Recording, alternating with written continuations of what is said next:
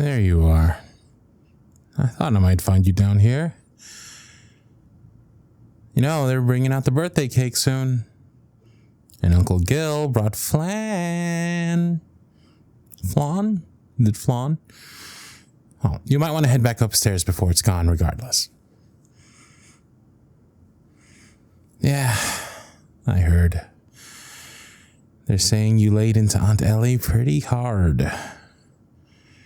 Which, you know, of all the cousins, you're the least likely to go off on an auntie, so... You want to tell me your side of the story, mister? I mean, I know you've been having a rough time with things lately. How do you think I know? I stood still next to your sister long enough to fish a meatball out of the sauce, and now I know all of your business. She's a brother eyewitness news team unto herself, that one. Exactly. But I still don't know what Aunt Ellie did that bothered you so much. I mean, you're usually her favorite nephew. Oh. Uh-huh. And let me guess, she wouldn't stop insisting that you pray about it?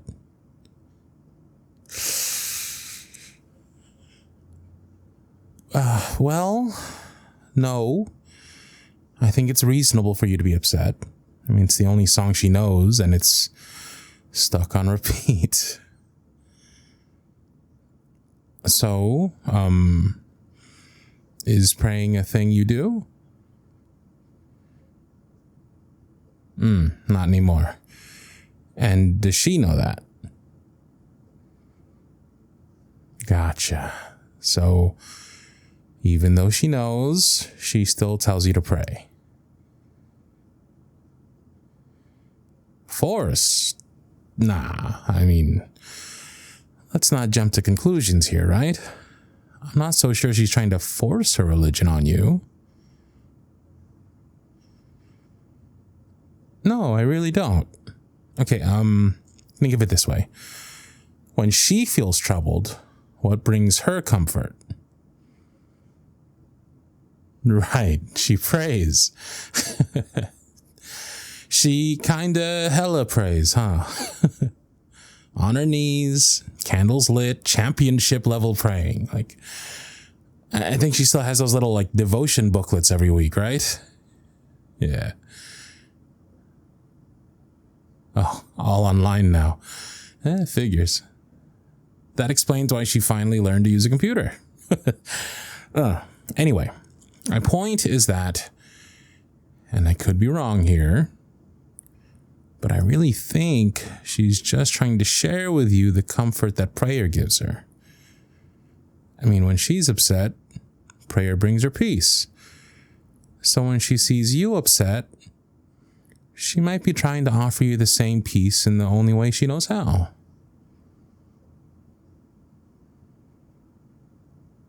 Oh, yeah, without question, it's annoying as hell.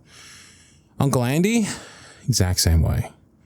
Lost my keys last week, and he's an inch off my ass with the, "Did you pray to Saint Anthony to help you find your keys?" Oh, but why not? How are you going to find your keys if you don't pray to Saint Anthony? Huh? Jeez, Uncle. I don't know. I mean, I thought I just used the eyes God already gave me, right? Yeah, but, you know, studies have shown that the mental health benefits of prayer are really similar to those of, you know, other known beneficial practices like meditation. Millions of people from all religions all over the world are likely improving their own self-regulation through prayer, whether they know it or not. It's true. So when they tell us to pray, it's not like they're giving us bad advice. It's just that they're so damned relentless about it. Yeah, exactly. Is that the only reason it bothers you so much?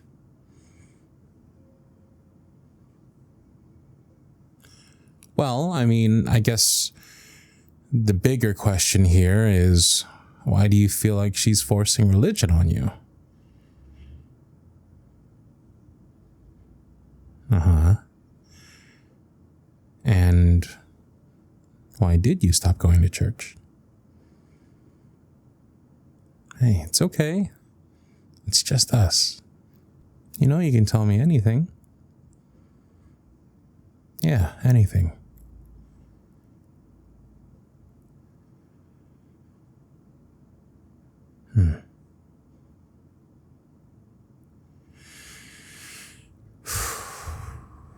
That's a hard thing to admit, especially given how we were brought up. But I'll let you in on a little something something.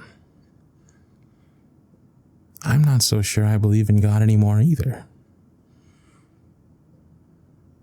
That's right. Not for a long time now. I even quit going to church. Yeah, there's parts of it I miss. There aren't a lot of places left where folks just get up and sing all together, so I miss that a lot. And, I enjoyed the sense of community. Watching little kids go up and get their jelly beans on Easter, or the little old ladies playing in the handbell choir. No, they never seem to get any better at it, but, their enthusiasm was always so contagious. I guess the thing I miss the most is the weekly opportunity to connect with neighbors. Of course, I still get to see some of the church members when the air conditioning unit goes on the fritz. Yep, it's true. Father Luke still calls me before calling the repairman. The guy who expects to be paid for his handiwork. But that's okay, because when I go, there's always some activity, like a blood drive or a fundraising car wash. And I have to say, it's really nice to catch up with folks. And I always leave feeling glad that I went. Who? Father Luke? Nah. He doesn't give me shit about not going to church. No, really. He talked to me about it, though. Told me the doors were always open. Come if I can and leave when I must, and I appreciate that. Not everyone is so lucky to be raised in a congregation as down to earth and accepting as ours was. When did I lose my faith? I never said anything about losing it. I have loads and loads of faith. In what? Yeah, I don't know. No, seriously, I don't know. This is pretty hard to explain because I guess I'm still kind of working it out myself. But I believe in something. And I'm pretty sure it's something good. That possibilities and connections and goodness in the world, that maybe it isn't all random. I don't know. And that's the thing about faith. I don't need to understand it to feel it. How about you? Is there anything left that you just can't help accepting on faith with no evidence at all?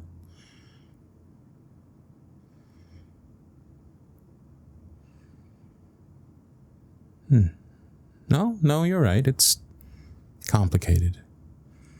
And even if it makes perfect sense to you, it can be really hard to put into words. And you certainly aren't required to explain it to anyone. Me, same question. So I don't think there's a heaven that exists in any way like our parents taught us.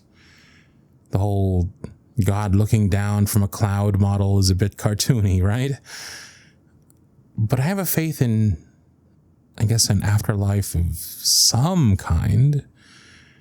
To me, the idea that, poof, you just cease to exist and then there's nothing, it seems equally unlikely. Nope, no idea. No, really, I don't have some concept in my head of what might come after, and it's totally fine if you have a different belief on this than I do. It's just that my faith, my faith tells me that death isn't the end.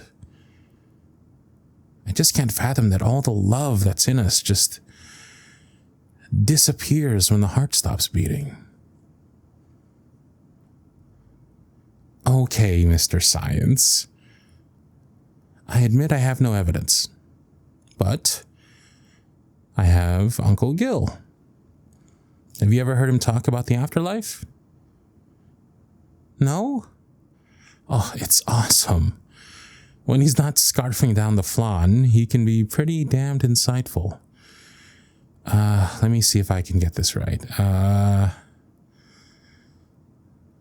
The law of conservation of energy tells us that energy can neither be created nor destroyed. So, on the most basic level, if you accept that we are alive because of some force of energy, then you also have to accept that the energy goes somewhere when we die. It can't just cease to exist. I looked it up, and there have been some attempts to measure and study this. The earliest experiments have been proved to be flawed, but scientists still keep exploring this idea, though no conclusive results have been found either way, I guess. I don't know what to make of it either. I just know it makes me think. It makes me wonder. Just like I wonder about morality and creation and ghosts and all the things that religion claims to know. I wonder. That's it. I wonder. What? You really think it's like an all or nothing deal? Why would you think that? Oh, stop. We all cherry pick. The ones who tell you that believing is an all or nothing proposition, they're salesmen, not believers. Your faith is yours to explore, question, and change as you grow. And so long as you aren't hurting anyone, nobody should tell you otherwise.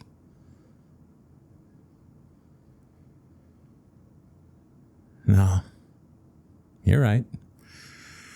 None of this is easy. Religion has straight up been the weapon of evil over and over again, all around the world and across all time. Does that have anything to do with you questioning the beliefs we were raised with? Well, yeah, me too. I certainly went to church less when I learned more about all the hurt people have caused with the power of church at their backs. Right up until I stopped going altogether. Although, you won't just find corrupt, manipulative, greedy, abusive evildoers at church. There are bad families, bad governments. No societal institution is immune to man's inhumanity to man. So, are you open to the idea of going back someday? Yeah, I don't know either. Maybe, Maybe. But if I ever do go back, let's just say that everyone is welcome in God's house. And I'll be making damn sure I don't end up in any phony-ass lookalikes that try to turn people against each other. I mean, if I'm rolling my ass out of bed and into a pew on a Sunday morning, then every single one of God's children had better be welcome to gather in His name right next to me and share my hymnal.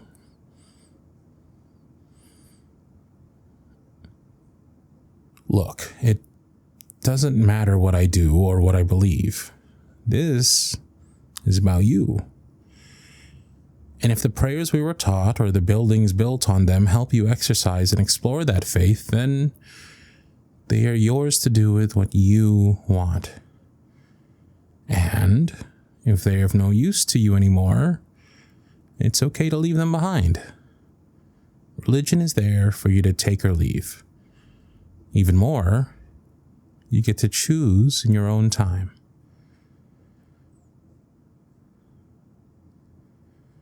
Oof, yeah, I don't really know what you should do about Aunt Ellie either. It's hard, right? We know they just want the best for us, but their expectations are so out of whack with our realities. I don't even know the last time I prayed. At least, not in the way she expects.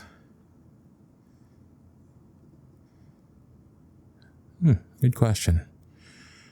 I guess what I mean is, I have some moments of, I don't know what to call it, mindfulness during the day sometimes. Right. So, when they tell us to pray, maybe we can just do it, but in our own way.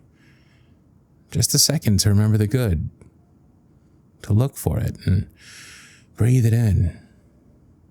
Or a few moments to feel your own faith in the wonders and the possibilities all around us.